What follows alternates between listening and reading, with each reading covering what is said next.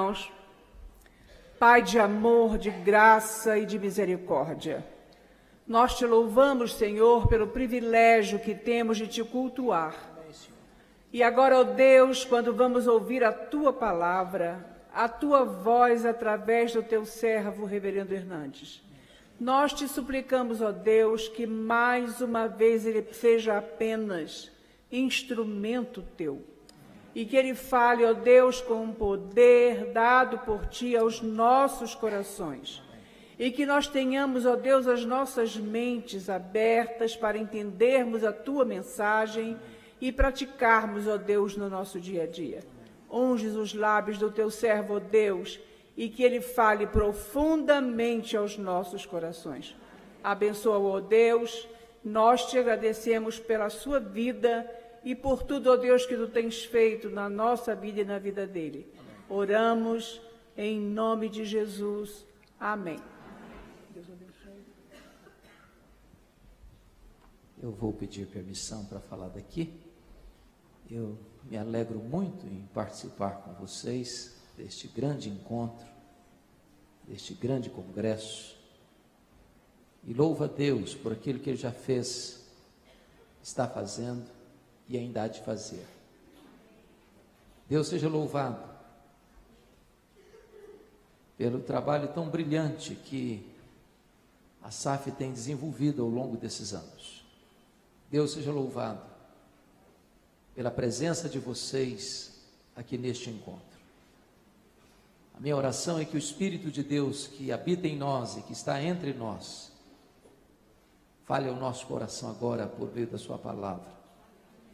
E convido então a todos e a todas para abrirmos a Escritura no Evangelho de Cristo, conforme o relato de Marcos, capítulo 14. Marcos, capítulo 14. E vamos ler dos versos 1 ao verso 9.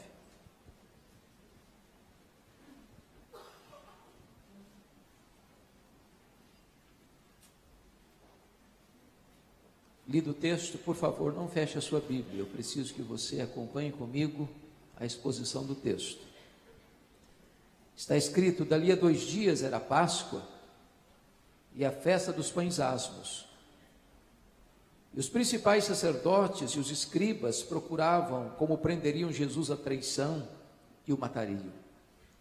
Pois diziam: não durante a festa, para que não haja tumulto entre o povo. Estando Jesus em Betânia, reclinado à mesa, em casa de Simão, o leproso, veio uma mulher trazendo um vaso de alabastro com preciosíssimo perfume de nardo puro. E quebrando o alabastro, derramou o bálsamo sobre a cabeça de Jesus. Indignaram-se alguns entre si e diziam: para que esse desperdício de bálsamo? Porque este perfume poderia ser vendido por mais de 300 denários e dar-se aos pobres. E murmuravam contra ela. Mas Jesus disse: deixai-a, por que a molestais? Ela praticou boa ação para comigo, porque os pobres sempre os tendes convosco, e quando quiserdes, podeis fazer-lhes bem, mas a mim nem sempre me tendes. Ela fez o que pôde, antecipou-se a ungir-me para a sepultura. Em verdade vos digo, onde for pregado em todo o mundo o Evangelho, será também contado o que ela fez, para a memória sua. Amém. E eu queria pensar um pouco com vocês hoje sobre o tema uma mulher aos pés do Salvador. O contexto é claro. Estamos falando de 2 dias antes da Páscoa. E a Páscoa era a maior festa de Israel. Marcava a saída de uma amarga escravidão, a libertação de um terrível cativeiro. A Páscoa era a alegria dos judeus e o terror dos romanos. E isso porque durante essa festa, a população de Jerusalém quintuplicava. E Roma tinha medo de rebelião nesse tempo. Tanto é fato que a residência oficial do governador Pilatos se transferia de Cesareia Marítima para Jerusalém durante essa festa. Todo o aparato militar de Roma estabelecido em Israel se transferia para Jerusalém nessa festa.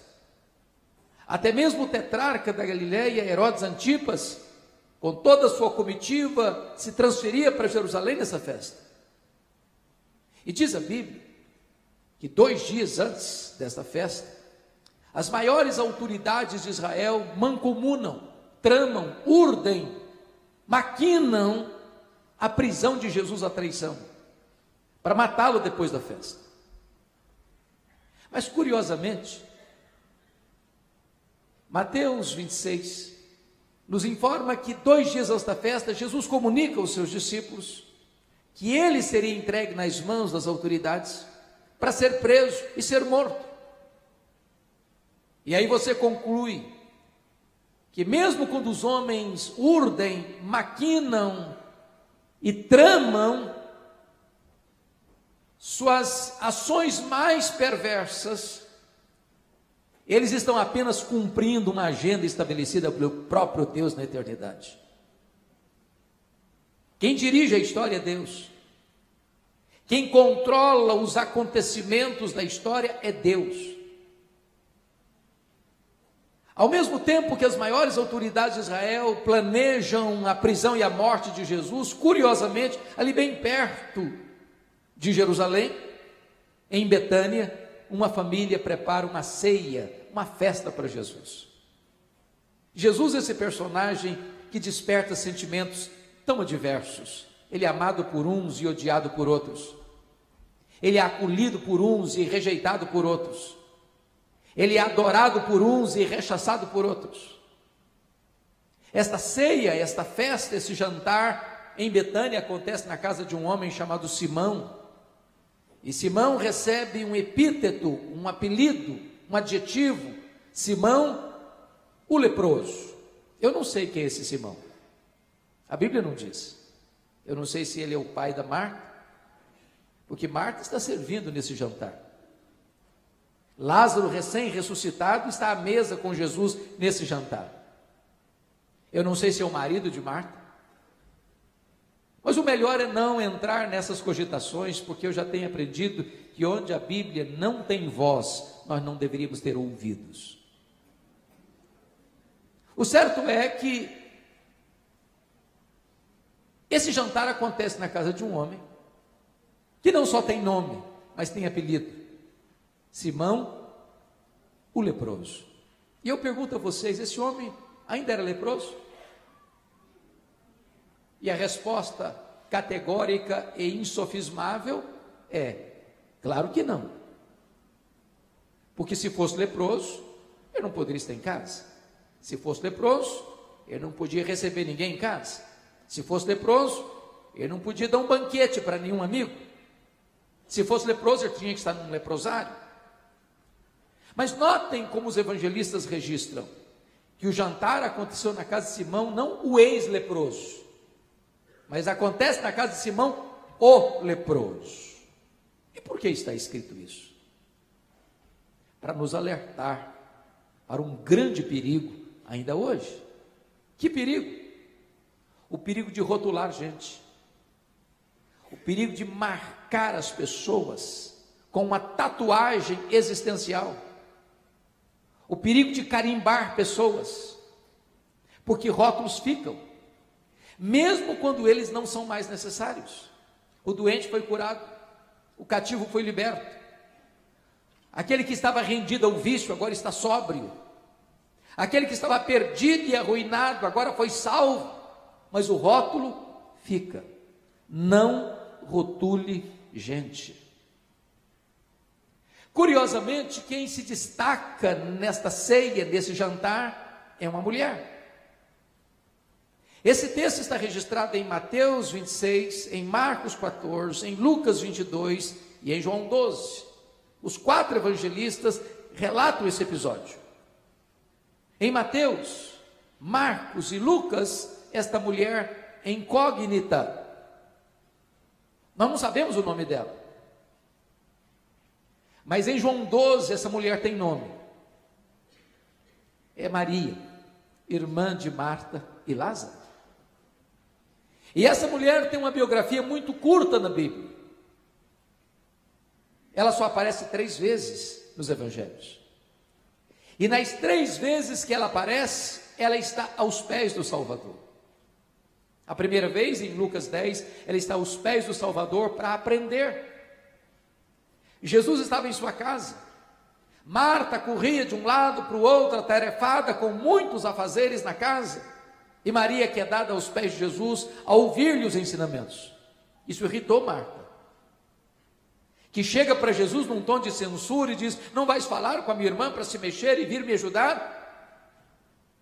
E Jesus diz: Marta, Marta, andas inquieta e desassossegada com muitas coisas. Maria escolheu a boa parte, e esta não lhe será tirada, porque só uma coisa é necessária, e esta é a melhor parte. E Maria escolheu esta melhor parte, e não vai ser tirado dela. Aos pés do Salvador, para aprender. Não há melhor lugar para nós bebermos os ricos ensinamentos que jorram do trono da graça do que assentarmos-nos aos pés do Salvador. Mas a segunda vez que Maria aparece na Bíblia é em João 11, e ela novamente está aos pés do Salvador, agora para chorar.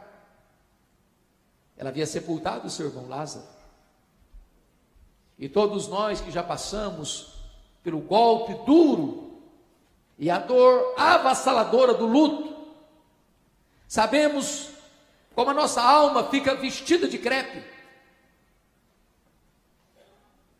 como tantas vezes as lágrimas quentes rolam pela nossa face, e ela vai aos pés do Senhor Jesus para chorar, porque não há melhor lugar para você encontrar uma fonte de consolo do que aos pés do Salvador. Ali Ele terapeutiza a nossa alma, ali Ele cobre o nosso coração com o bálsamo de Gileade, ali Ele cura as feridas e as nossas emoções abaladas. Mas a última vez que Maria aparece na Bíblia é nesse texto e nos seus correlatos.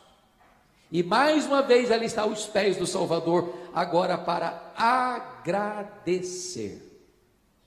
E a grande pergunta é: agradecer o quê?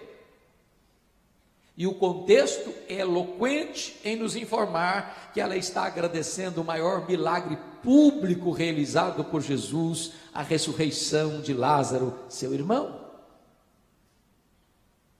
E é curioso que quando Lázaro adoece, diz a Bíblia que Marta chama um emissário e roga a ele para ir onde Jesus estava, um dia de viagem, para dar-lhe um recado. Está enfermo aquele a quem amas.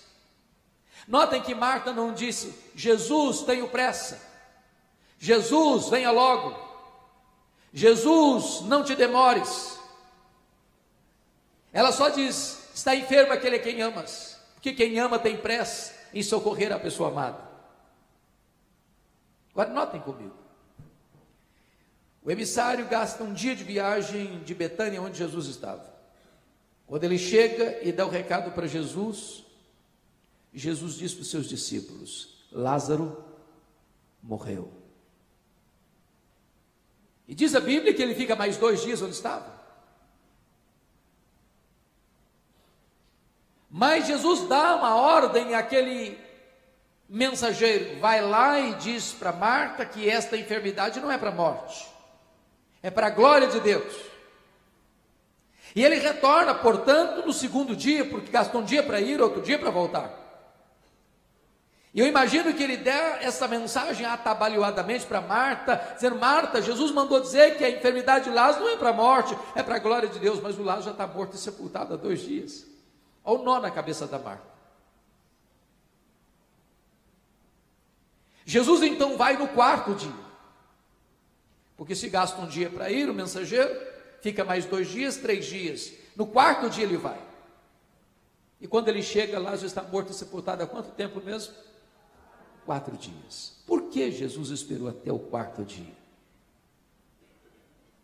Por uma razão muito simples. Havia uma crença entre os rabinos judaicos que um morto podia ser ressuscitado porque havia registro de ressurreição no Velho Testamento. A essas alturas, Jesus já havia ressuscitado o filho da viúva de Naim e a filha de Jairo. E a crença é que até o 3º dia um morto poderia ser ressuscitado por instrumentalidade de um homem de Deus. Mas a partir do 4º dia, impossível. Só o próprio Deus em pessoa podia fazer esse milagre. E Jesus espera o 4º dia, para que a nação de Israel se rendesse à verdade absoluta e irrefutável de que Jesus não era apenas um grande homem, Jesus era o próprio Deus entre os homens.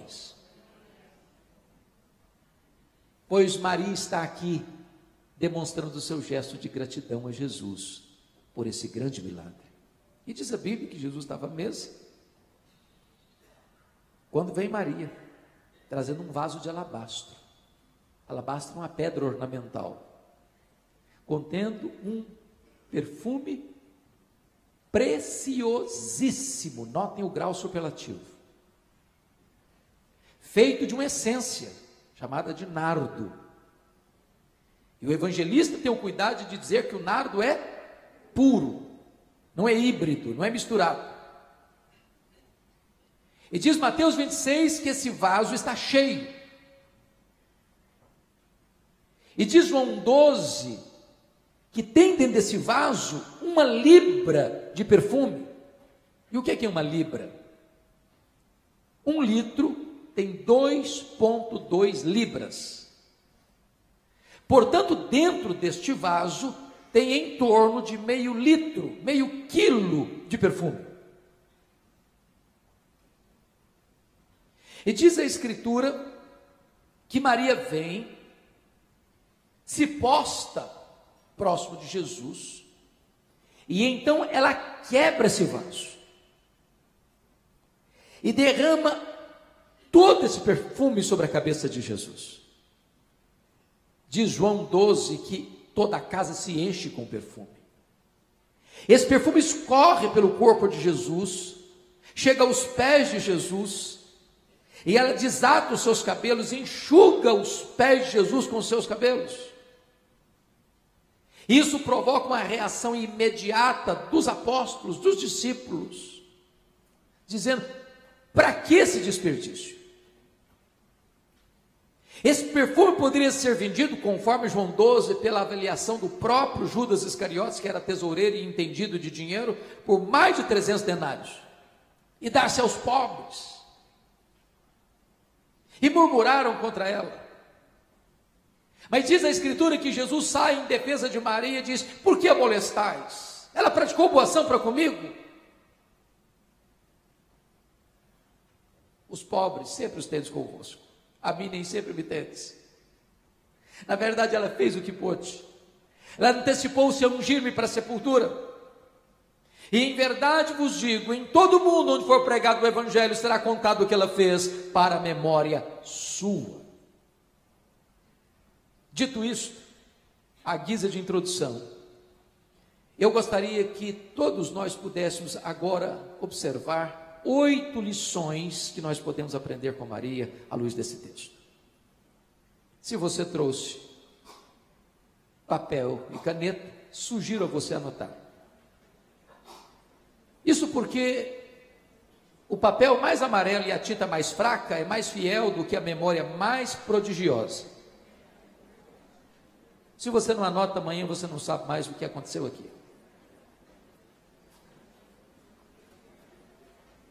8 lições que nós podemos aprender com esta mulher que é dada aos pés do Salvador. Primeira lição, confira comigo o versículo de número 8, a parte A.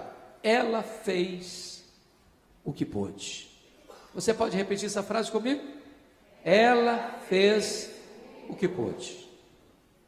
Toda vez que eu leio isso, eu pergunto a mim mesmo: meu Deus, eu estou fazendo para Jesus o que eu posso?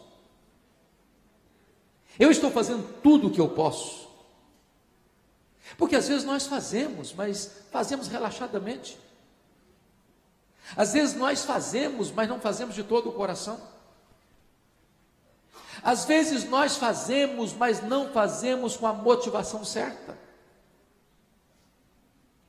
Ela fez o que pôde. Eu gosto muito da história da igreja. Alguém já disse que quem não aprende da história, repete seus erros. E vocês devem se lembrar do que aconteceu no dia 23 de setembro de 1723, às 11 horas da manhã, na Alemanha, quando o conde Ludwig van Zinzendorf começa na Alemanha uma reunião de oração que dura 100 anos, ininterruptamente, desembocando nos mais importantes movimentos de reavivamento na Alemanha, o momento dos morávios, a ponto de cada 25 moravianos sustentarem um missionário fora da Alemanha, sendo eles pobres. Alguns deles, não tendo dinheiro para enviar para a obra missionária, se vendiam como escravos, para comprar passagem de ida, para os povos mais longínquos da terra, para dedicarem o resto de seus dias para levarem esses povos à esperança do Evangelho. Quando eu penso em exemplos deste quilate, eu pergunto a mim mesmo: meu Deus, eu estou fazendo o que eu posso? Tudo o que eu posso? Pois Maria fez o que pôde. Segunda lição, confira comigo o verso 3. Ela fez o seu melhor. Irmãos queridos, pensem comigo. Esta essência chamada nardo não tinha Israel. Essa essência era caríssima e era raríssima. Essa essência na época só era encontrada nas cordilheiras do Himalaia, de um arbusto seco, moído e transportado em lombos de camelos. Esse perfume era tão caro que meio litro de perfume, meio quilo de perfume, foi avaliado em mais de 300 denários. Um denário era o salário de um trabalhador durante um dia. Em outras palavras, era necessário um dia de trabalho para se comprar 1 grama desse perfume, uma gota desse perfume. Esse perfume não se encontrava numa loja de perfumaria. Esse perfume era comprado gota a gota, grama a grama, ia sendo acondicionado nesse vaso de pedra, esse vaso de alabastro. Havia dentro desse vaso 1 ano de economia, 1 ano de trabalho. E eu pergunto a vocês, quando você tem um perfume caro, e eu sei que vocês têm, como é que vocês usam?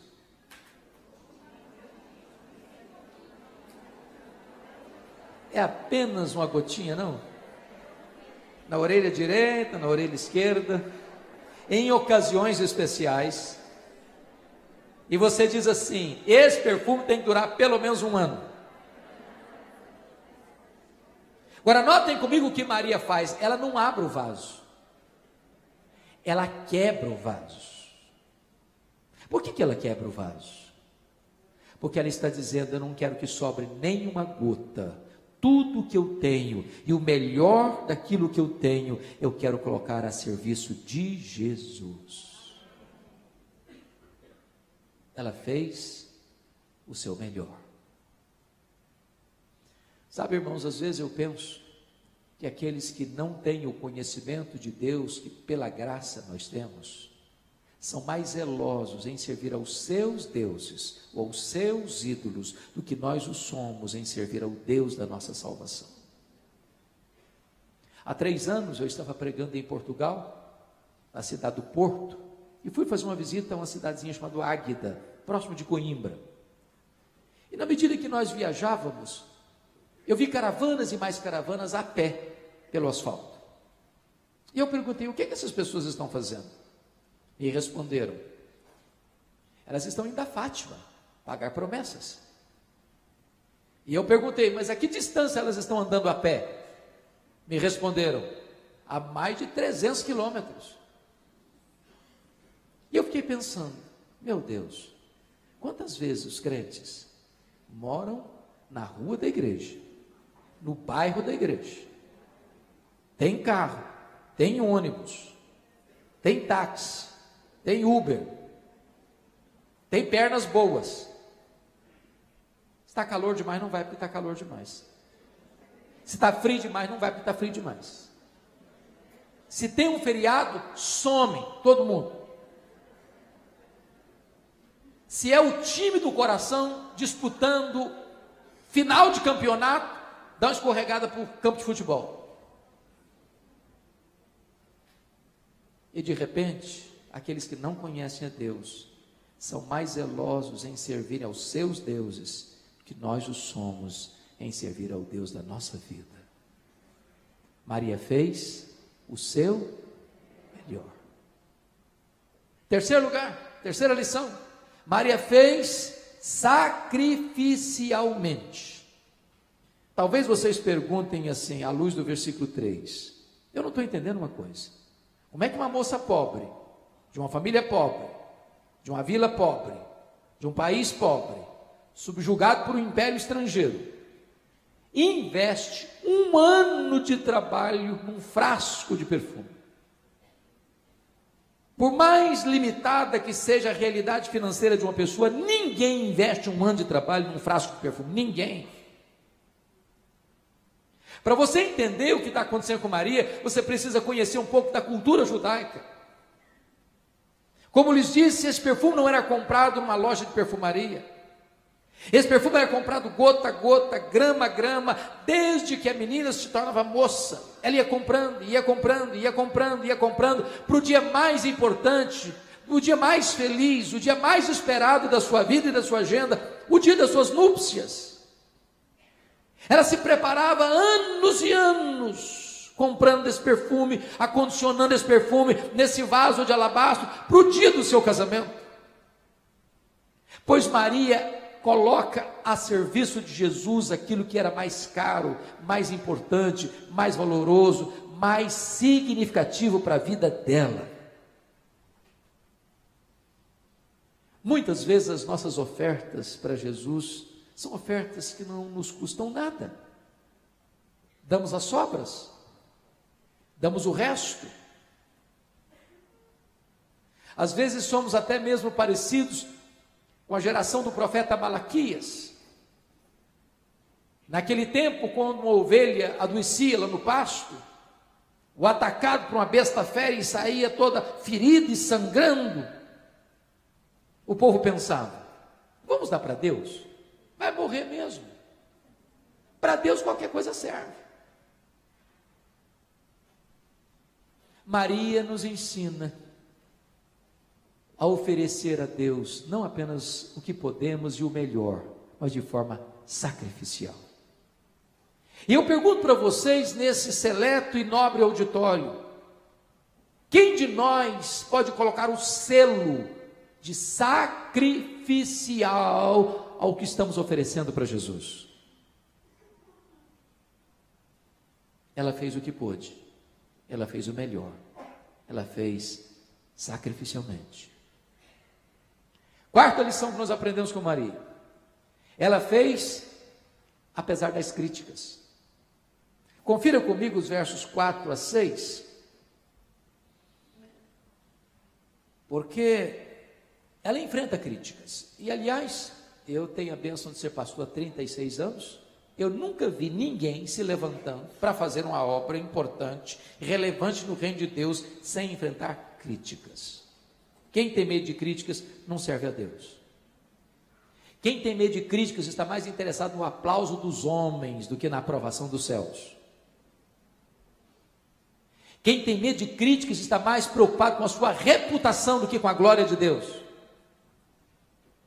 O apóstolo Paulo chegou a dizer, se eu fosse agradar a homens, nem servo de Cristo eu seria mais.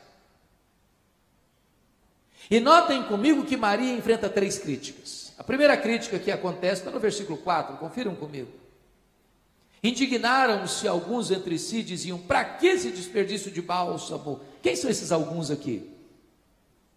São os apóstolos, a liderança da igreja, os líderes da igreja. Os homens que deveriam estar elogiando a atitude dela ou imitando o exemplo dela, estão indignados contra ela. Indignação não é um sentimento muito cordato, vocês bem sabem. Mas notem, eles não estão indignados com o que ela está fazendo. Eles estão indignados para quem ela está fazendo. Se fosse para os pobres, bom, aí tudo bem. Mas para Jesus, não, aí é desperdício, aí é exagero. Segunda crítica, confiram comigo o versículo 5. Porque este perfume poderia ser vendido por mais de 300 denários e dar-se aos pobres, e murmuravam contra ela. Se a primeira crítica é indignação, a segunda é murmuração. Eu acho que isso não existe mais hoje, existe? Na igreja? Tem murmuração ainda? Tem murmuração na SAF também? Eu acho que não tem mais, né? Acabou. Mas eles não murmuravam, eles murmuravam contra ela. E notem vocês que quem levanta essa lebre é Judas Iscariotes, acompanhado pelos seus pares. E é nesse contexto aqui que ele se apresenta como um falso filantropo. É nesse contexto aqui que a Bíblia diz que ele era ladrão. É dessa experiência frustrada de Judas Iscariotes que ele sai para vender Jesus por 30 moedas de prata. O discurso dos discípulos era esse: com essa grana toda, dava para dar muita Bolsa Família, comprar muita cesta básica, resolver o problema social de muita gente. As pessoas não vão entender o que você faz como expressão de gratidão e amor a Jesus. Elas não vão entender isso. Começam a murmurar. A terceira crítica está no versículo 6. Mas Jesus disse: deixai-a, por que a molestais? Ela praticou boa ação para comigo. Se a primeira é indignação e a segunda é murmuração, a terceira é molestação. E molestar hoje é crime, dá cadeia, dá processo. Se Jesus não saísse em defesa de Maria, os apóstolos teriam trucidado Maria.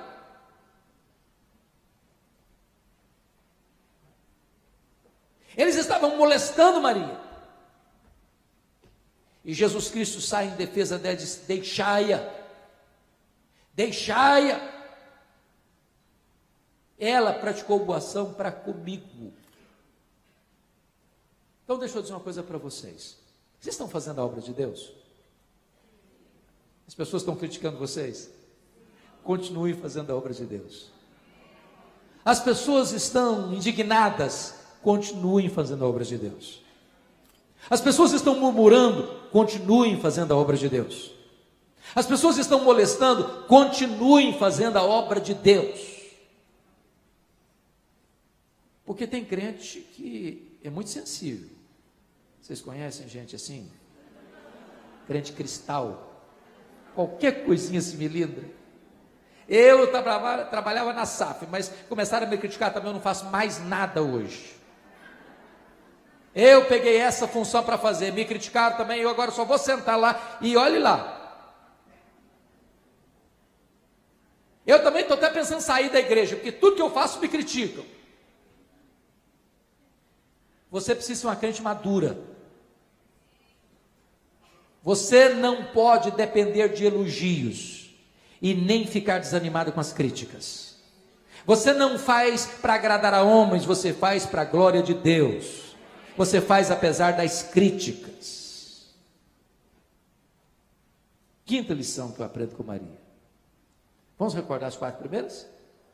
Ela fez o que pôde.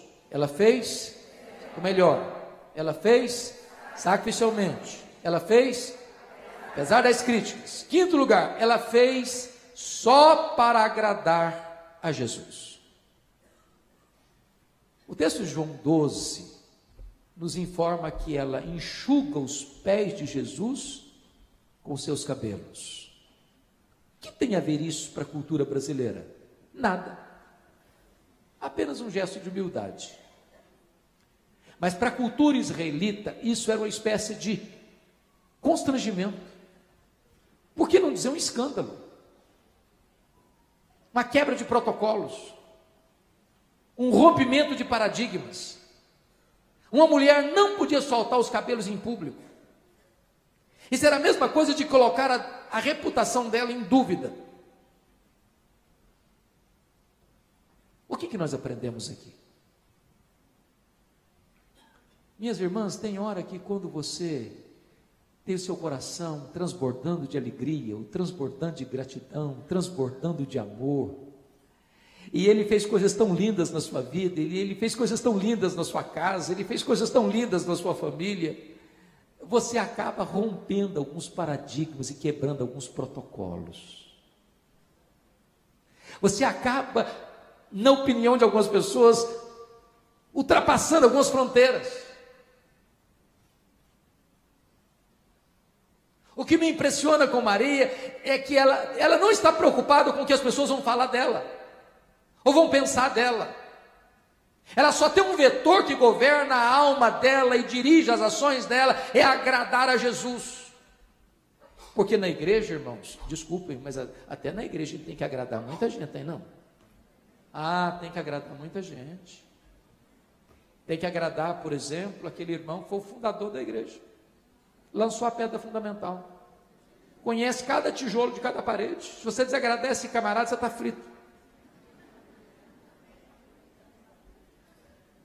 Você tem que agradar aquela família mais tradicional da igreja. Porque se desagradar essa família, pronto, aí não vai funcionar.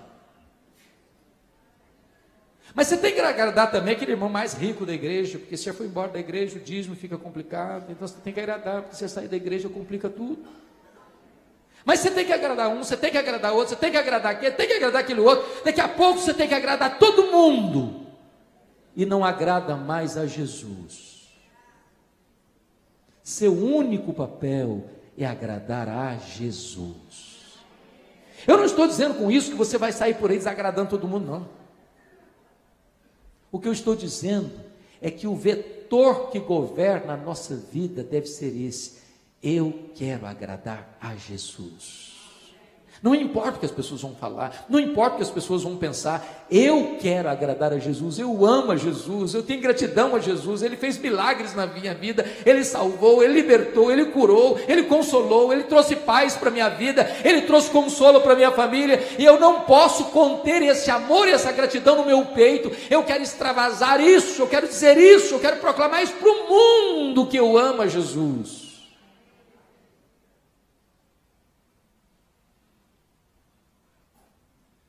Sexta lição. Maria fez a pessoa certa. Confira comigo aí os versículos 6 e 7.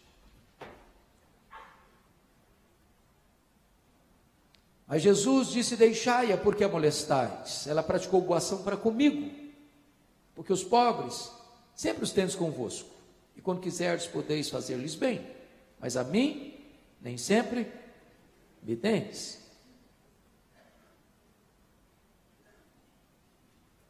Talvez você pergunte assim: bom, será que Jesus está dizendo então que os pobres podem ser deixados para depois? Será que Jesus está ensinando que os pobres não merecem urgência, cuidado, presteza na nossa agenda? Será que a causa dos pobres não é importante dentro da agenda da igreja? É isso que Jesus está ensinando? E a resposta é um rotundo não. Aliás, Mateus 25, 31 a 46 diz que nós vamos ser julgados no último dia se nós formos omissos em socorrer os pobres. E Jesus vai dizer uma palavra muito forte, dura, dizendo: apartai-vos de mim, malditos, para o fogo eterno, preparado para o diabo e seus anjos. Por quê? Porque estive com fome e não me deste comer, estive com sede e não me deste beber, estive nu e não me vestiste, Estive preso e não foste ver-me. Estive doente e não me visitaste. Estive forasteiro e não me abrigaste. Mas quando te vimos assim? Todas as vezes que deixaste fazer um desses pequeninos, a mim o deixaste fazer. Mas, minhas irmãs, o grande problema é que, por não entendermos, ou não entenderem esse texto, lá na década de 60, surge na América Latina uma teologia complicadíssima, chamada teologia da libertação. E um dos corifeus dessa teologia disse recentemente que reino de Deus é justiça social apenas e que novo nascimento é comida na panela do pobre. Isso levou aqueles que têm os cabelos brancos como eu a se lembrarem de um dos maiores apologistas brasileiros, ex-padre e pastor batista, Aníbal Pereira Reis, a dizer que a teologia da libertação não é nem teologia, nem libertação. E que os teólogos da libertação não são teólogos, são teologastros liberticidas. Porque é importante entender e dizer que ninguém vai para o céu porque ajuda os pobres. Ninguém é salvo porque é misericordioso com os pobres. Ninguém entra no céu porque dá pão para o faminto, dá roupa para o nu, vai para o hospital visitar os doentes. Ajudar os pobres não é a causa da salvação, ajudar os pobres é resultado da salvação. Você não ajuda os pobres para ser salvo, você ajuda os pobres porque foi salvo pela graça de Deus. Você não ajuda os pobres para alcançar o favor de Deus, você ajuda os pobres porque foi alcançado pelo favor de Deus. É Jesus quem move você na direção do socorro aos necessitados. Então Maria fez a pessoa certa. Sétima lição. Maria fez no tempo certo. Confira comigo o versículo 8, a parte B. Ela antecipou-se a ungir-me para a sepultura. Vamos entender bem o que está escrito aqui? Pense comigo nisso. Aliás, deixa eu fazer uma digressão aqui, que eu acho linda, à luz da Bíblia. Estou num congresso de mulheres, embora alguns homens estão desfrutando desse privilégio, como eu. E vocês se lembram de Lucas capítulo 8?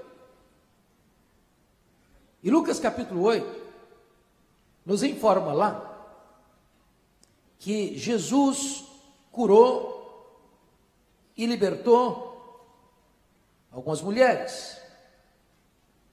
Notem comigo.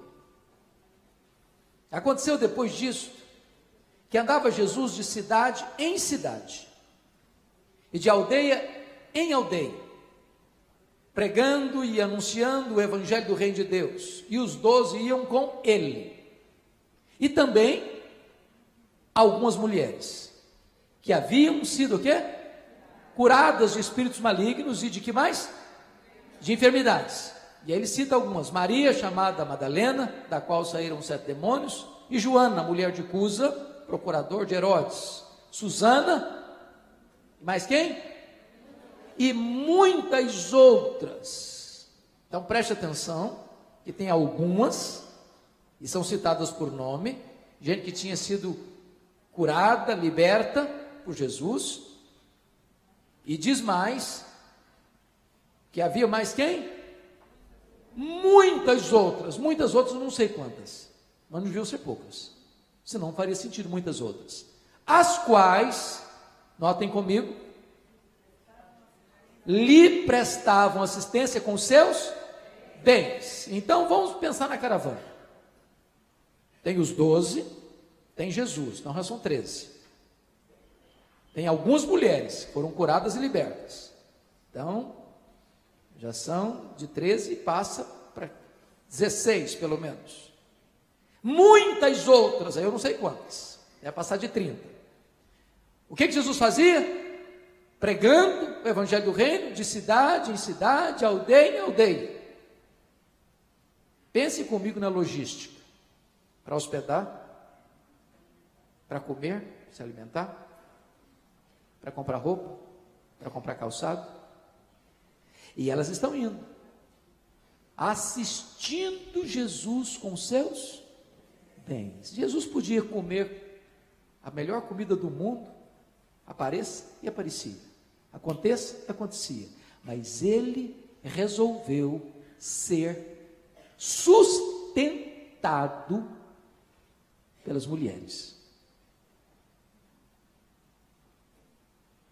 Que privilégio, que bênção, que despreendimento. Agora, eu sugiro a vocês um dia fazer uma leitura do Evangelho de Lucas, porque Lucas nos informa que essas mulheres, que mulheres? Essas aqui, essas que têm nome e essas que são muitas, acompanharam Jesus não só nessa peregrinação evangelística itinerante, mas quando Jesus sobe para Jerusalém na Páscoa, e elas sabiam que ele estava subindo para lá para morrer, elas sobem com ele. Sobem com ele. Quando Jesus é crucificado, só tem João, o apóstolo, lá em cima. Os demais fugiram, mas elas estão lá. As mulheres são mais corajosas que os homens. Quando Jesus é sepultado, não consta nem que João está presente mais. Mas essas mulheres, essas, não outras, essas mulheres, notem o que Lucas registra, viram onde e como Jesus foi colocado no túmulo. Preste atenção, viram onde e como. Agora, pensem comigo agora. Que horas Jesus morreu? Que horas? 3 da tarde, sexta-feira. Que horas, até que horas ele tinha que ser sepultado então? No máximo, até 6 quando começava o sábado. Quanto tempo tem entre a morte e a sepultura? 3 horas. Em 3 horas era o tempo que o José de Arimateia precisava sair do Calvário, ir lá em Pilatos, bater a porta, pedir permissão, receber permissão, voltar para o Calvário, tirar o corpo da cruz, limpar o corpo, Nicodemos correr para comprar unguento, preparar o corpo, e sepultar, e rolar a pedra, antes das 6. Qual a conclusão vocês chegaram comigo? Muito pouco tempo. Agora, se vocês concordam comigo, mulher não gosta de coisa mal feita. Elas pensaram, não ficou bem feito esse serviço. O que elas fizeram? Acabou o sábado, correram para o mercado para comprar o quê? Unguento, perfume. Vamos fazer o serviço direito. Foi atropelado, foi apressado demais. No primeiro dia, acabado o sábado, de madrugada ainda, essas mulheres, não são outras não, essas mulheres foram onde? Ao sepulcro. Quando chegam lá, uma surpresa, a pedra foi rolada, o túmulo está aberto, o túmulo está vazio, elas entram no túmulo, não tem ninguém lá, só vê os lençóis. Ao saírem do túmulo, um anjo diz para elas assim: o que vocês vieram fazer aqui? Procurar entre os mortos aquele que está vivo. Ele não está mais aqui não, ele ressuscitou. Agora prestem atenção nesse ponto. Elas tinham feito tantas coisas lindas para Jesus, mas elas não tinham feito o que só Maria fez.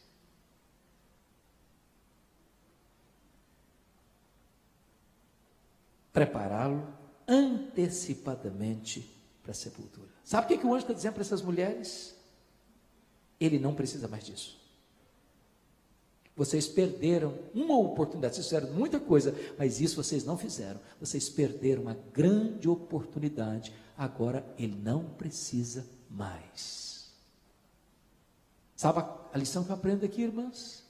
Tem muitas coisas na vida que você ou faz hoje, ou nunca mais vai fazer amanhã. Ou você aproveita a oportunidade hoje, ou nunca mais terá essa oportunidade. Se você tem de dizer para o seu marido, eu te amo, fale hoje. Ainda que seja por telefone, que eu sei que ele não está aqui, a maioria. Se você tem que dizer para sua esposa, eu te amo, fale isso hoje. Se você tem que pegar seus filhos no colo, não importa a idade deles, faça isso hoje. Se você tem que dizer para o seu pastor, eu te amo, faça isso hoje. Amanhã pode ser tarde. Eu não sei, irmãs queridas que estão comigo aqui no púlpito, o que vocês pensam, mas uma coisa que me choca profundamente na cultura brasileira são os nossos funerais. Sabe por que me choca? Ô, gente, eu nunca vi ninguém receber tanto elogio, rasgação de seda, como defunto. É uma rasgação de seda sem fim em cima do caixão. Mas o defunto não escuta mais nada, não se emociona com mais nada. Eu fico imaginando se aquela pessoa que está morta ali, recebendo, quer dizer, não está recebendo, se ele escutou uma meia dúzia de elogios que foi desfilado ali em cima do caixão. Vocês já notaram como é que morto recebe mais flor do que vivo? Faz sentido isso? Eu fui num funeral em Vitória certa feita, eu contei 86 coroas de flores no sepultamento. Precisava contratar um caminhão só para levar as flores. E eu fiquei do lado olhando, falei, meu Deus, coitado do defunto, não consegue cheirar um botão de rosa mais, para que tanta flor para ele? Eu fiquei imaginando se aquele irmão, pelo menos, recebeu um buquê de flores em vida. Vocês sabem por que os mortos recebem mais flores do que os vivos? É porque a voz do remorso é mais forte do que a voz da gratidão. Tem que mandar flor para alguém? Manda em vida. Depois que morre não adianta mais. Queridos pastores, eu rodo por esse Brasil afora, de vez em quando eu vejo umas coisas engraçadas. Às vezes constrói um templo, ou constrói uma sala de escola dominical, ou constrói um prédio de educação religiosa, e bota uma placa bem bonita lá, em memória, ou em homenagem ao fulano de tal. Aí eu chego e pergunto assim, quem é esse irmão fulano de tal? Ah, um irmão muito querido, esse aqui morreu há 20 anos. Para que homenagear o irmão que morreu há 20 anos? Ele não vai ficar emocionado com isso não. Você quer homenagear alguém? Homenageie em vida. Quando ele pode dar um abraço em você, quando ele pode se alegrar com você. Faça enquanto é tempo. Para amanhã você não chorar a dor do remorso. Deixa eu lhes dar um exemplo bíblico. Lembram de Davi? A Bíblia diz que Davi ficou brigado com o filho dele, Absalão, 11 anos. 11 anos. Absalão precisou fugir de Israel. Você sabe o que é um filho ter que fugir do pai? Você sabe o que é um pai perseguir um filho? Você sabe o que é um filho se sentir ameaçado pelo pai? Pelo empenho de Joabe, o Absalão tem liberdade de voltar para Jerusalém. Mas o Davi manda um recado para ele: pode voltar para Jerusalém, mas não quer ver a cara dele não. Ele lá e eu cá. Já pensou o que é um filho escutar isso de um pai? Passaram-se 7 anos de mágoa, de silêncio, gelado. Um dia Absalão manda um recado para o pai dele assim: papai, se o senhor tem alguma coisa contra mim, que o senhor me mate. Eu prefiro que o senhor me mate, que o senhor me tratar com indiferença, com esse silêncio gelado. Sabe o que Davi fez? Recebeu Absalão no palácio, depois de 7 anos, deu um beijo no rosto dele, e não falou uma palavra para ele. 7 anos. Sabe o que o Absalão fez? Saiu dali e foi para a porta do palácio, furtar o coração do povo. Ah, irmãos, pensem comigo, Davi era um guerreiro, Davi era um estadista, Davi era capaz de pescar conspiração no ar.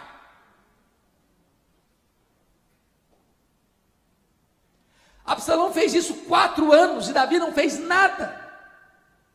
Eu acho que Absalão fez isso para chamar a atenção do pai, pelo menos para o pai vinha brigar com ele, para ver se resolvia o problema. Depois de 11 anos de mágoa, Absalão não quer mais o perdão do pai, não quer mais conversar com o pai, ele quer matar o pai, quer tomar o trono do pai. E Davi tem que travar a mais inglória batalha da sua história contra o próprio filho, porque qualquer resultado é ruim. Ganhar a guerra é matar o filho, perder a guerra é ser morto pelo filho. E nessa inglória batalha, Absalão morre.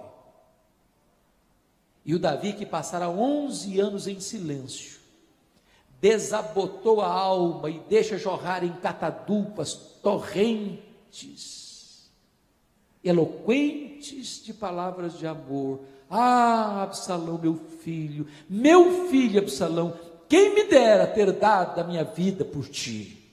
Ah, Davi, é muito tarde. Agora o menino está morto. Agora ele não escuta mais as suas palavras de amor. Se você ama alguém, fale que você ama. Demonstre que você ama. Deixa eu fazer uma perguntinha aqui. Quem tem aqui pai e mãe vivos ainda? Levanta a mão. Louvado seja Deus. Que privilégio vocês têm. Que privilégio. Deixa eu fazer outra pergunta. Quem tem pai e mãe aqui que não mora na mesma cidade ou na mesma região que você? Levanta a mão. Deixa eu dizer uma coisa para vocês. Não passe mais do que uma semana sem ligar.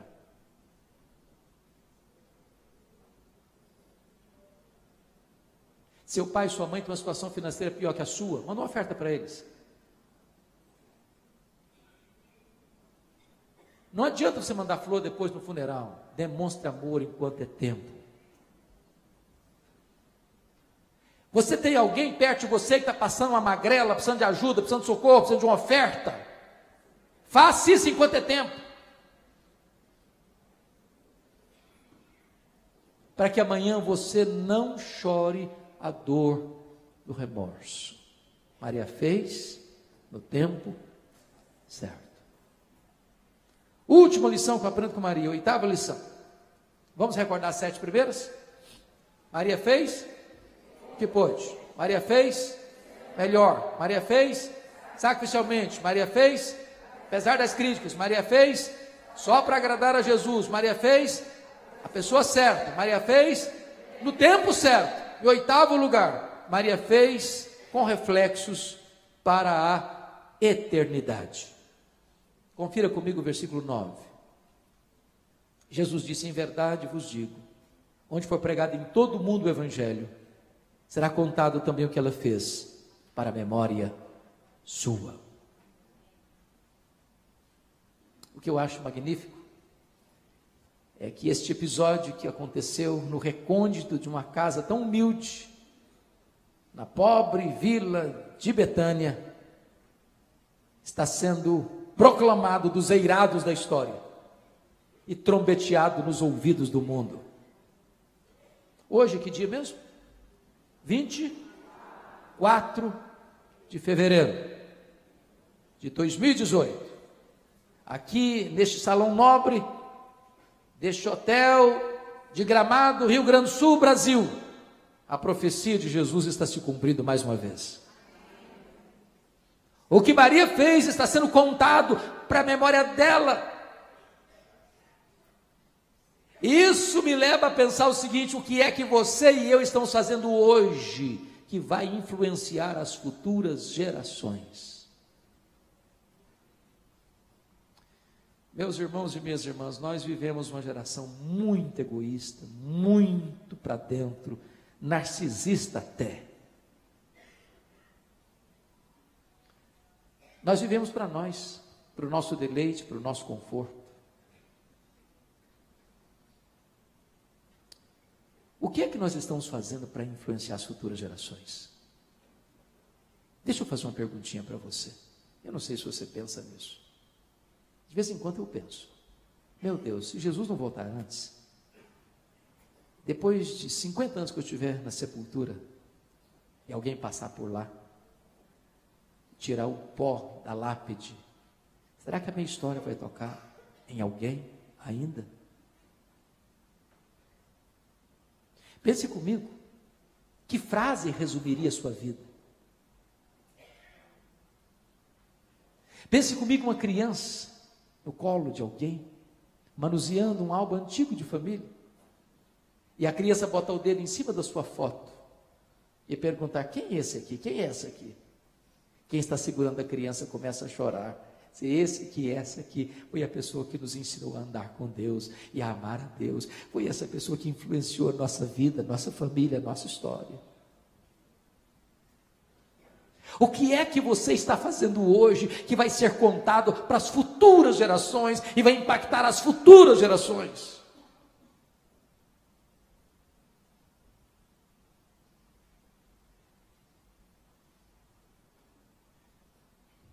Eu estou falando aqui para um congresso de mulheres, de mães,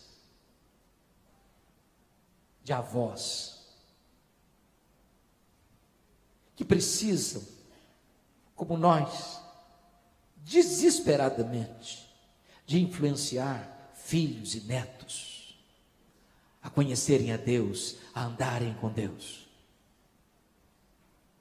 Nós somos uma geração que tem um zelo, e é bom ter esse zelo, querer o melhor para os nossos filhos, a melhor escola, a melhor formação acadêmica, a melhor capacitação profissional, o melhor sucesso deles no mercado de trabalho, mas muitas vezes nós negligenciamos o mais importante, que é dar a eles o brilho da graça de Deus, a alegria de conhecer o Salvador, a bênção de ter uma experiência real com Jesus Cristo, Senhor da nossa vida. Qualquer troféu concedido aos nossos filhos sem a salvação é troféu de palha. Eu gostaria de encerrar trazendo à memória esclarecida de vocês 2 exemplos, um negativo, um positivo, um extraído da Bíblia, outro da história da igreja, para ilustrar esse ponto. O primeiro exemplo é o negativo tirado da Bíblia. Pensem comigo no rei Ezequias, filho de Acás. Diz a Bíblia que Ezequias começou a reinar em Jerusalém com 25 anos de idade. Reinou 29 anos, morreu com 54 anos. Seu pai era um homem devasso, idólatra, assassino, cruel. Ele foi diferente. Homem piedoso, fez uma reforma em Israel, destruiu a idolatria de Israel, de Judá, reformou o templo, limpou o templo, experimentou um reavivamento espiritual. Foi no governo dele que o reino do norte caiu nas mãos do Império Assírio. Depois de 14 anos de governo, ele está com 39 anos, rico, vitorioso, bem-sucedido, um grande exército, um grande arsenal, uma grande fama. E vocês sabem que um homem com 39 anos pensa que está no auge da sua carreira? Ele enfrenta 2 problemas gravíssimos. Primeiro problema, um problema político. A Assíria, poderosa Assíria, cerca Jerusalém. E manda um recado abusado para ele: se renda, Deus nenhum livrará você da minha mão. Se não bastasse o cerco de um império poderosíssimo, diz a Bíblia que ele fica doente, uma úlcera. Seu dinheiro não resolveu o problema, sua posição de rei de Judá não resolveu o problema, seus amigos, seus médicos não resolveram o problema. E Deus manda o profeta Isaías na casa dele com um recado: ponha em ordem a tua casa, porque morrerás e não viverás. Sobra para o rei apenas uma parede, e para a parede ele se voltou, e chorou abundantemente, e orou fervorosamente, e Deus respondeu rapidamente. O profeta Isaías não tinha saído da cidade ainda, quando Deus disse para ele: volta lá, Ezequias, e diz para Ezequias, príncipe do meu povo, que eu ouvi a sua oração, que eu vi as suas lágrimas, que eu o curarei, e que eu o libertarei do poder da Síria, e no terceiro dia ele subirá à casa do Senhor. Quando o profeta lhe dá esse recado, ele pergunta ao profeta: que prova eu tenho que Deus vai me curar? E o profeta pergunta para ele: o que você quer? Que a sombra do relógio de Acais avance 10 graus ou retroceda 10 graus? E o rei pensou: já que Deus vai fazer o milagre, eu quero maior. Porque andar para frente você já viu o relógio andar, mas da marcha ré você nunca viu um relógio da marcha ré. Então que retroceda 10 graus. E Deus interferiu na estrutura do universo para atender a oração do profeta e fazer um milagre na vida do rei. Um grande milagre. Cura e libertação. Esse milagre foi tão grande, que diz a Escritura que isso reverbera para fora do território de Israel. Chega lá na longínqua Babilônia, um grande império que estava se formando, e o rei da Babilônia escreve uma carta, compra presentes, manda uma comitiva diplomática visitar Ezequias, a congratular-se com ele, e diz a Bíblia que quando essa comitiva internacional chega, ele abre os seus tesouros, ele abre o seu palácio, ele mostra o seu arsenal, ele mostra os seus tesouros, ele mostra a sua glória, ele mostra a sua riqueza, ele mostra quão grande homem ele era, quão poderoso homem ele era, quão esplendoroso homem ele era, e não deu uma palavra de gratidão a Deus. Sabe o que a Bíblia diz? Ezequias não correspondeu. Receber um milagre é um privilégio, mas é uma responsabilidade. Diz a Bíblia que o coração dele se exaltou. Sabe o que aconteceu? Deus mandou o profeta de volta na casa dele. Isaías chegou e disse: aí, rei, estou sabendo que você recebeu uma comitiva internacional? Sim, recebi. E aí, de onde era? Ah, lá da Babilônia. E aí, o que você fez? Ah, eu abri meus tesouros, meu palácio, mostrei tudo, o que eu tenho, minha riqueza, meu poder, meu sucesso, minha fama, minha glória. Aí o profeta disse: mas agora escute a palavra do Senhor. Foi mal o que você fez. Essa Babilônia, Ezequias, daqui a uns anos, virá. E vai saquear tudo, e vai tomar tudo. Vai levar tudo embora. Segundo Ezequias, dos filhos que tu gerares, serão levados cativos, escravos, para a Babilônia. E tem mais, Ezequias: dos filhos que tu gerares, eles serão feitos eunucos. Sabe o que significa isso? Eles vão ser castrados, e eles não vão poder mais gerar. Você tem uma tragédia maior que essa? Sabe qual foi a resposta do rei ao profeta? Boa é a palavra que tu disseste. Espera um pouquinho, você não entendeu o que eu falei. Eu estou falando que a Babilônia vai pegar tudo, vai levar tudo, os filhos vão ser escravos, os filhos vão ser castrados, e você vem me falar que boa essa palavra. Você entendeu o que eu falei? Você é louco? Você perdeu o juízo? E ele disse: boa essa palavra, e justifica, porque eu terei paz nos meus dias. Sabe o que ele está dizendo? Quando isso acontecer, eu já empacotei. Não estou mais aqui para ver essa história, para contar essa história. Desculpe da expressão, o que ele está dizendo é o seguinte: depois que eu morrer, que as futuras gerações se danem, eu não estou nem aí com elas. Lamentável. Eu quero dizer para você que a Bíblia nos ensina a cuidar das futuras gerações, daqueles que ainda nem nasceram ainda, para pôr em Deus a sua confiança. Meus irmãos e minhas irmãs, nós estamos vivendo esse drama no mundo. O ano passado nós comemoramos 500 anos de reforma. Olha o que está acontecendo na Europa, o berço do protestantismo. As igrejas estão mortas. Mortas. Estive na Holanda, de 60 para cá, 1960 para cá, os crentes não vão para a igreja mais. Estive na Escócia, berço do presbiterianismo, terra de John Knox.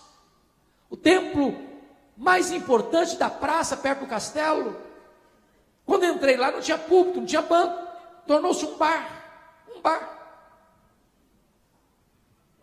Você vai para a Inglaterra, menos de 4% dos ingleses frequentam a igreja hoje. Os templos estão sendo vendidos e transformados em mesquitas, em boates, em bares, em museus.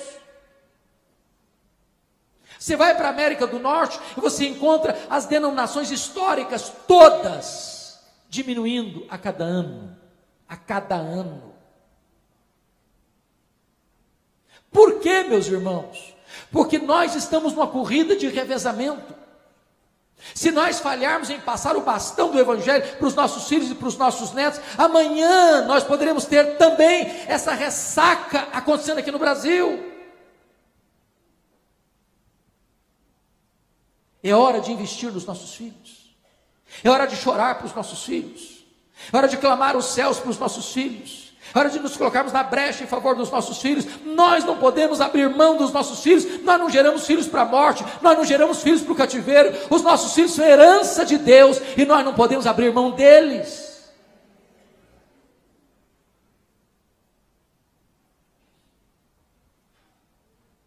Eu estava conversando com um pastor recentemente.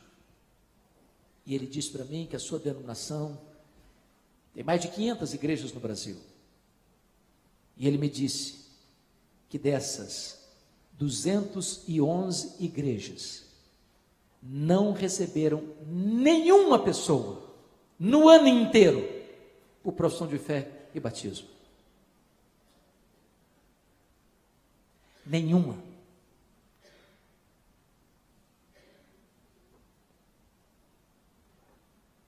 Vocês estão percebendo a gravidade disso? A necessidade de nós influenciarmos as futuras gerações.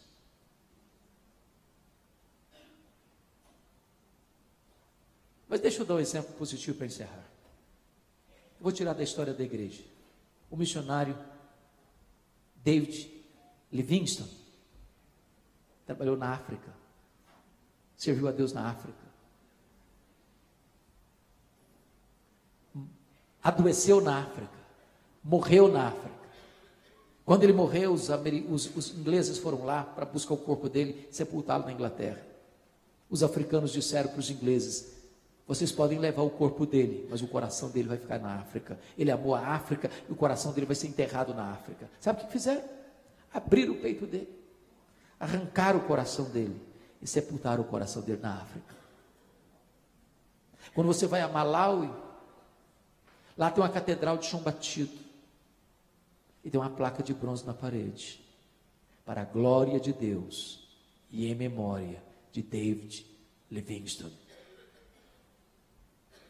Levaram o corpo dele para Londres, sepultaram-no na abadia de Westminster, onde os reis e os nobres da Inglaterra estão sepultados. A sepultura mais visitada em abadia de Westminster não é dos reis nem dos nobres, é de David Livingstone. E lá tem uma placa de bronze com os seguintes dizeres: para a glória de Deus e em memória de David Livingstone. A minha oração, meus irmãos e minhas irmãs, é que nós vivamos de tal modo hoje que as futuras gerações deem glória a Deus e mantenham viva a chama daquilo que nós ensinamos para elas. A minha oração é que você e eu imitemos esta mulher que viveu aos pés de Jesus para aprender, para chorar e para agradecer. Fazendo o que pôde, fazendo o seu melhor, fazendo de forma sacrificial, fazendo apesar das críticas, fazendo só para agradar a Jesus, fazendo a pessoa certa, no tempo certo, com reflexos para a eternidade. Curva sua fronte, por favor.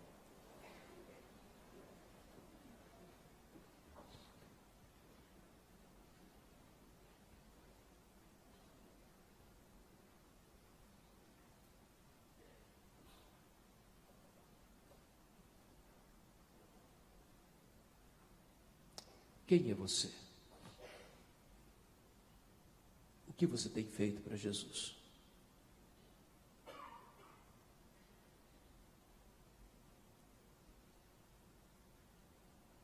Até que ponto você de fato tem servido ao Senhor?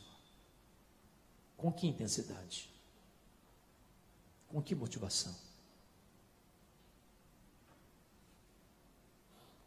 O que as pessoas à sua volta têm visto na sua vida? A quem você está influenciando? A quem o seu testemunho tem impactado? Quem tem olhado para você e sido estimulado a conhecer mais a Deus e amar a Deus? O que você tem colocado a serviço de Jesus e do seu reino? Que compromisso você e eu estamos assumindo em relação às futuras gerações? Em quem nós estamos investindo? Para quem nós estamos passando esse bastão? Como será a igreja amanhã, se depender do nosso empenho, do nosso esforço, do nosso zelo? Senhor, nesta noite nós te agradecemos. Agradecemos-te por este encontro tão rico, tão abençoador. Pela presença tão preciosa de mulheres, de homens, que ao longo destes dias têm se reunido aqui para te buscar, para ouvir a tua voz, para receber os desafios da tua palavra. E nós te pedimos em nome de Jesus, que tu toques o nosso coração, que tu nos ensines a te amar, a colocar nossa vida aos teus pés, a entregarmos a ti tudo que temos e somos, a despeito das críticas, das incompreensões, nós perseveraremos e não retrocederemos. Bendito é o teu nome. Queremos dizer-te que te amamos, e a nossa vida não tem sentido a não ser aos teus pés. O que temos não tem razão de ser, a não ser que esteja a teu serviço, para fazer a tua vontade, para que o teu nome seja conhecido e glorificado. Levanta, rogamos, ó Deus, estas santas e valorosas mulheres, que fluem das mais diversas partes dessa nação, para que ao retornarem à sua casa, à igreja, à sua cidade, à sua parentela, à sua vizinhança, sejam luzeiros a brilhar e impactem esta realidade com a doçura da tua graça e com o poder do Evangelho de Jesus Cristo. Ah, Senhor, reaviva o nosso coração, inflama a nossa alma, desperta a nossa vida e compadece-te, ó Deus, dos nossos filhos, dos nossos netos que ainda hão de nascer. Compadece-te deles, para que eles te conheçam, para que eles te temam e para que eles proclamem os teus gloriosos feitos. Assim oramos, em nome de Jesus. Amém.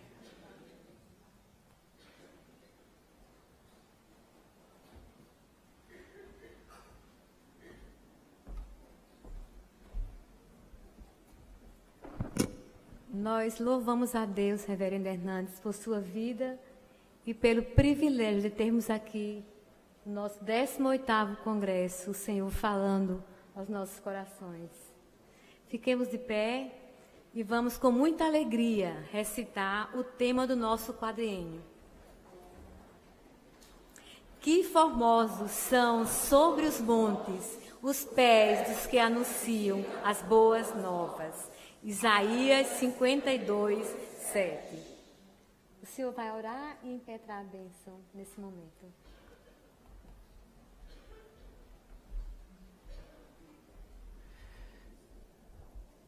Amado Senhor, o nosso coração está grato a Ti nesta noite. E a nossa oração é que, a despeito de nós e apesar de nós, o Teu poder se manifeste em nossa vida e através da nossa vida. Tu que conheces, Deus, aqui cada mulher, cada homem, cada jovem. Tu que conheces a realidade de cada família. Tu que sabes o que acontece atrás dos bastidores. Tu que vês as motivações do coração. Tem compaixão de nós. Compadece-te de nós. Compadece-te da nossa casa, da nossa família, da nossa parentela. Tem misericórdia da nossa igreja. Tem misericórdia da nossa denominação. Nós precisamos de um reavivamento espiritual. Nós precisamos de fervor, do calor do teu Espírito, de brilho nos olhos. Precisamos da tua graça. Nós te rogamos, Deus, que tu reavives o nosso coração, que tu reavives o trabalho feminino nas mais diversas igrejas aqui representadas, que tu levantes outras mulheres para se somarem a estas valorosas irmãs. Só tu tens poder de tocar os corações, só tu tens poder de mover mentes e corações.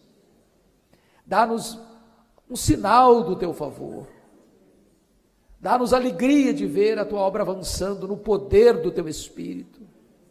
Nós queremos frutos, nós queremos conversões, nós queremos a igreja crescendo em graça e em números para a glória do teu nome. Cura-nos da nossa esterilidade, livra-nos, meu Deus, da acomodação, livra-nos, meu Deus, de apresentarmos mãos vazias, em vez de mãos cheias de farturosos feixes. Ah, Senhor, dá-nos a alegria de semear, e se preciso for com lágrimas, dá-nos a alegria de perseverarmos semeando, na certeza de que os frutos hão de vir, que o teu nome será glorificado, mas que haja salvação em nossa casa, que haja salvação em nossa família, que os nossos filhos sejam cheios do Espírito Santo, que os nossos netos temam o teu nome, que a igreja de amanhã seja mais vigorosa e cheia do Espírito Santo do que a igreja de hoje. Levanta uma nova geração cheia do Espírito Santo.